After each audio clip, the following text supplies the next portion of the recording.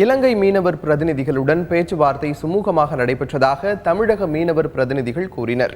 மீனவர் பிரச்சினைக்கு தீர்வு காண தமிழகம் மற்றும் இலங்கை மீனவர் பிரதிநிதிகள் இடையேயான 3ஆம் கட்ட பேச்சுவார்த்தை சென்னையில் நேற்று நடந்தது. இந்த பேச்சுவார்த்தையின் போது ஆண்டுக்கு 83 நாட்கள் இலங்கை கடற்பகுதியில் மீன்பிடிக்க அனுமதிக்க வேண்டும் என்பது உட்பட 7 அம்ச கோரிக்கைகளை தமிழக மீனவர்கள் முன்வைத்தனர். இது தொடர்பாக மே மாதம் இலங்கையில் நடைபெறவுள்ள மீனவர்கள் மாநாட்டில் கலந்தாலோசித்து பின்னர் தங்களது முடிவை அறிவிப்பதாக இலங்கை மீனவ பிரதிநிதிகள் தெரிவித்தனர்.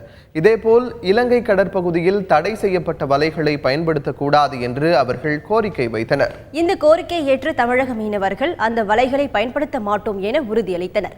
பேச்சுவார்த்தைக்கு பின் செய்தியாளர்களுக்கு பேட்டியளித்த தமிழக மீனவர் பிரதிநிதிகள் பேச்சுவார்த்தை திருப்திகரமாக அமைந்திருந்ததாக தெரிவித்தனர். நாங்கள் வைத்த கோரிக்கைகள் மீனவர்கள் இலங்கை தரப்பில் இலங்கை கடற்பகுதிக்குள்ள தடை செய்யப்பட்ட வலைகளை இழுப்பதாக அவர் சொன்னார்கள். அதை நாங்கள் முற்றிலுமாக நிறுத்துவதாக சொல்லியிருக்கிறோம். அது ஏற்கனவே அந்த தமிழகத்திலே தடை செய்யப்பட்ட வலைகள். ஆகவே அந்த வலைகளை நாங்கள் நிறுத்துவோம் என்று சொல்லியிருக்கிறோம். அதுபோல் மீன் பிடிப்பதற்கான ஒரு 83 நாட்கள் மீனவர்களிடத்தில் கேட்டோம். அதை அவர்கள் ஒத்துக்கொண்டு பரிசீலனை செய்வதாக கூறியிருக்கிறார்கள். இந்த மாதிரி பல கோரிக்கைகள் முன்வைத்திருக்கிறோம். அந்த கோரிக்கையை அவர்கள் பரிசீலிப்பார்கள்.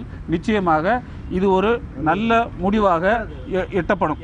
இந்த பேச்சுவார்த்தையின் போது தமிழக மீனவர்களின் சார்பாக 7 அம்ச கோரிக்கைகளை முன்வைத்திருக்கின்றார்கள்.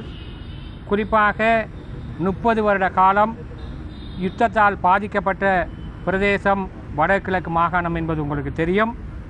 அந்த பிரதேசத்திலே தான் கூடுதலாக இந்த மீன்பிடி நடவடிக்கைகள் மேற்கொள்ளப்படுகின்றன. குறிப்பாக இந்திய மீனவர்கள் வருகை தந்து, ஆகவே இவர்கள் முன்வைத்த அந்த 7 அம்ச கோரிக்கைகளை எதிர்வரும் ஏப்ரல் முதல் வாரத்திலே இலங்கையிலே வடகிழக்கு மாகாண மீனவ பிரதிநிதிகள், வடமாகாணத்திலே இருக்கக்கூடிய தமிழ் பாராளுமன்ற உறுப்பினர்கள், மாகாண சபை உறுப்பினர்கள் ஆகியோர் கலந்து கொள்கின்ற ஒரு உயர்மட்ட மாநாடு நடைபெற இருக்கின்றது.